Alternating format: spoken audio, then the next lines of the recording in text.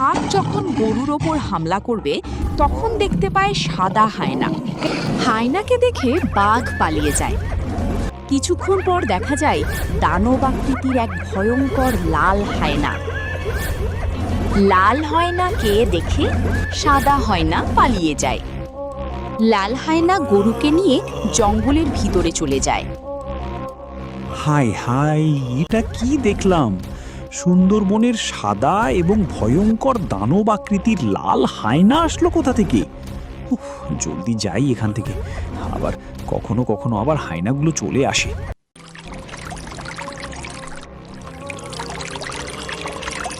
রমেশ দা, শুনলাম সুন্দরবনের গভীরে অনেক মৌচাক আছে।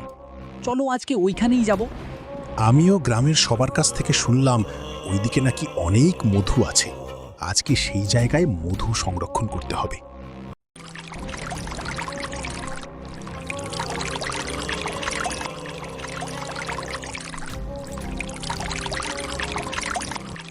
আপনারা বনের ভিতরে যাইয়েন না, সেখানে সাদা এবং ভয়ঙ্কর লাল হায়না আছে। হাসাইলেন, লাল এবং সাদা হায়না আসবে কোথা থেকে? বিশ্বাস করেন না, আমিও জানতাম না। আমি সেখানে আমার গরুকে ঘাস খাওয়াতে নিয়ে গিয়েছিলাম, তখন দেখতে পাই হায়নাগুলোকে। লাল চলো তো, এই আজগুবি মিথ্যা কথা বিশ্বাস করিস না। চলো তো। যাও যাও, বিশ্বাস করছো না তো গেলেই বুঝতে পারবে।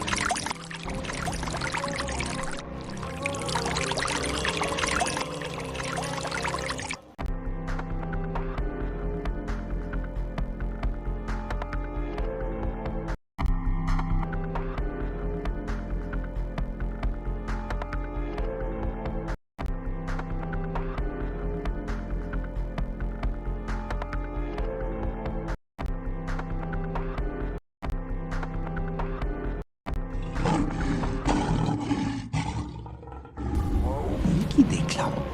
বাঘ আমাদের আক্রমণ না করে পাশ কাটিয়ে চলে গেল। ওই দেখ, ওই শুন, কিছু একটা ভয়ঙ্কর ডাক শোনা গেল। মনে হচ্ছে ভয়ঙ্কর জীবজন্তু। ওই দেখ লিটন, আরেকটা ভাগ আমাদের পাশ কাটিয়ে চলে গেল। তাহলে কি সত্যি হয় না?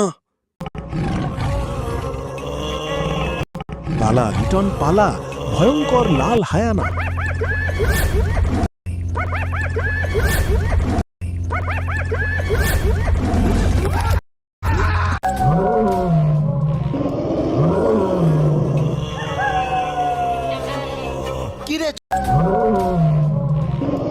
জেঠু, জলদি নৌকা টান দাও।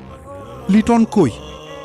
আর মনে হলো কিছু একটা ভয়ঙ্কর ডাক শোনা গেল, আর লিটনের চিৎকার শোনা গেল। লিটন আর বেঁচে নেই। হ্যাঁ, কি বলিস? কি হয়েছে লিটনের? নৌকা টান দাও, বাড়ি গিয়ে সব বলবো।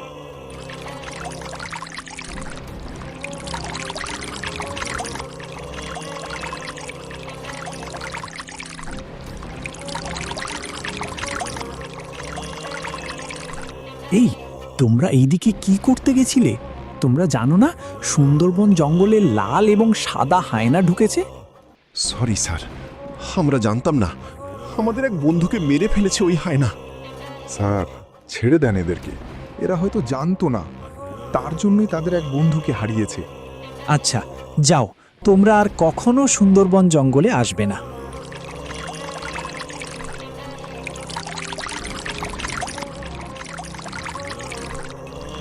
এই গল্পের পরের পার্ট দেখতে চাইলে সাবস্ক্রাইব করে পাশে থাকবেন।